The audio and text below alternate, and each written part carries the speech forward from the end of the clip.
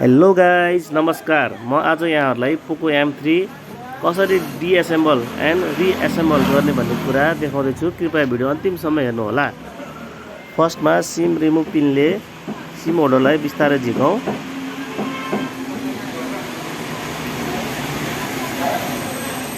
त्यसपछि पातलो पत्ताको सहायताले ब्याट्री कभरलाई बिस्तारै खोल्ने प्रयास गरौँ।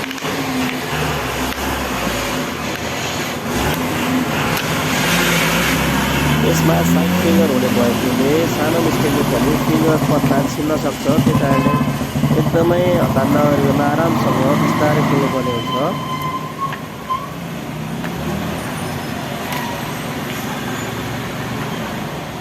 कुनै मोबाइलमा ठाउँ अनुसार फरक खालको स्क्रुहरू लागेका हुन्छन् र फरक स्क्रुड्राइभरहरू युज गर्नुपर्ने हुन्छ।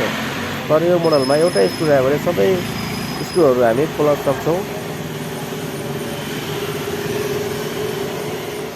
माथिल्लो भागमा फिङ्गरको फ्लेक्स भएको कारणले हामी माथिल्लो क्यामेरा कभर खोल्छौँ। त्यसपछि मात्रै तलको चार्जिङ बोर्डको भाग खोल्छौँ। किलाहरू नछरियोस् भन्नको लागि हामी म्याग्नेटमा टाँसेर राख्छौँ।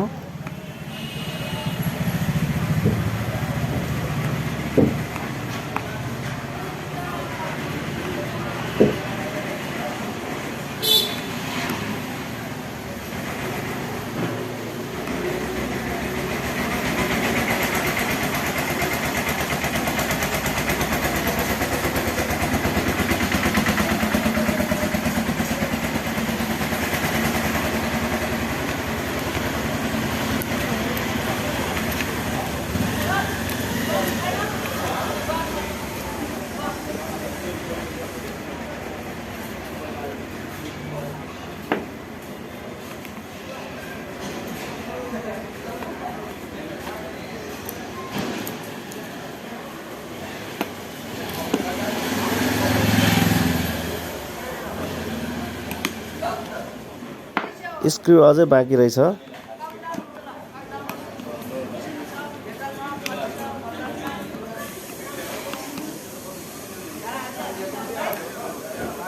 अब ट्विजरको सहायताले बिस्तारै खोलौँ। फिङ्गर पत्तालाई बिस्तारै डिस्कनेक्ट गरौँ। ब्याट्री र डिस्प्लेलाई पनि बिस्तारै डिस्कनेक्ट गरौँ। यो हो ब्याट्री कभर। यो प्लास्टिक कभर भएकोले एकदमै फ्लेक्सिबल छ। यो येल्लो कलरको भएकोले एकदमै एट्र्याक्टिभ कलर छ। यो साइड फिङ्गर हो। यसमा अन स्विच पनि एट्याच गरिन्छ।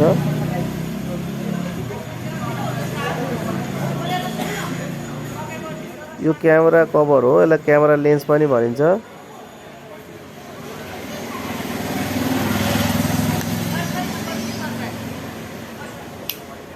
यो नेटवर्क वायरलाई पनि रिमुभ गरौँ। सावधानीपूर्वक मेन बोर्डलाई निकालौँ।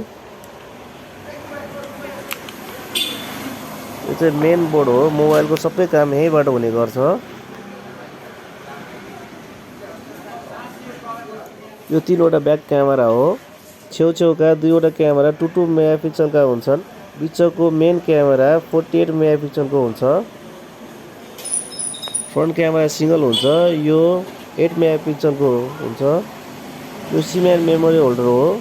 यसमा 2वटा सिम र एउटा मेमोरी राख्न सकिन्छ। यो साइडको अन अफ र भोल्युम फ्लेक्स हो। यो रिसिभर हो।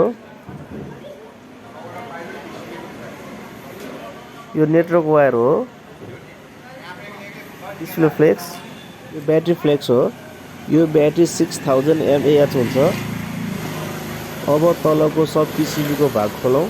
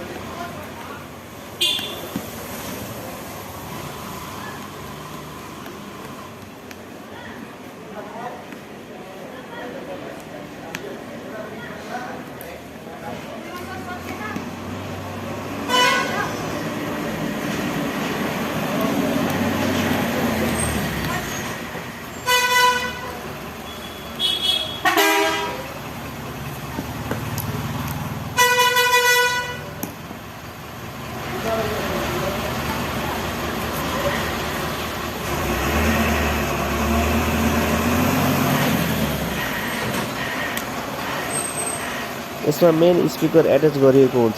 यसको सहायताले हामी म्युजिक, रिङटोन र लाउडमा कुरा गर्न सक्छौँ। यो चार्जिङ फ्लेक्स हो, यो चाहिँ डिस्प्लेमा एट्याच हुन्छ।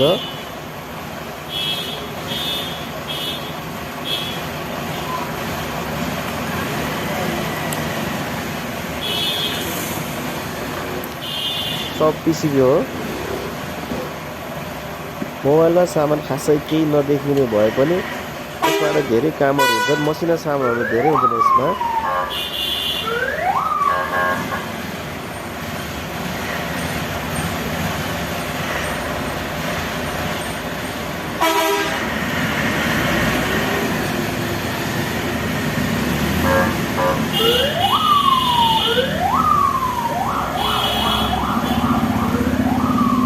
अब हामी यसलाई पुनः रिएसेम्बल गरौँ। मोबाइलका सामानहरू एकदमै मसिना हुने भएर एकदमै सेन्सिटिभ हुन्छन्। यसलाई हामी बिस्तारै ध्यानपूर्वक गर्नुपर्ने हुन्छ।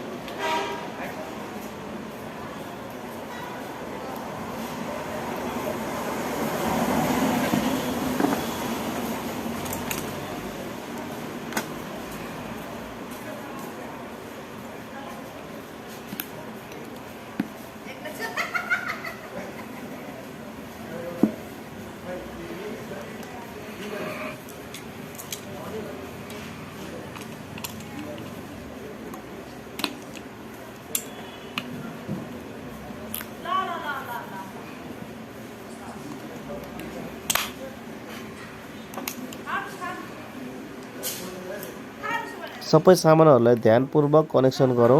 एउटा सानो मिस्टेकले पनि समस्या थपिन सक्छ।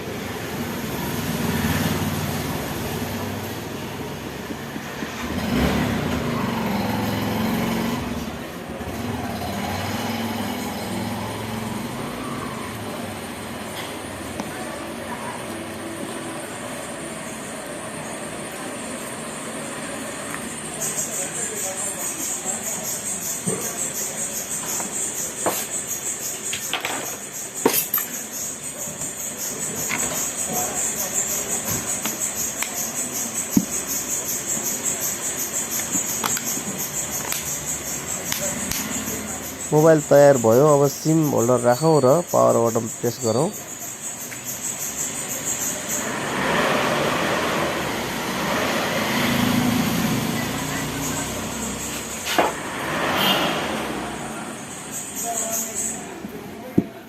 येलो कलर भएकोले मोबाइल एकदमै एक्स्ट्रा देखिएको छ।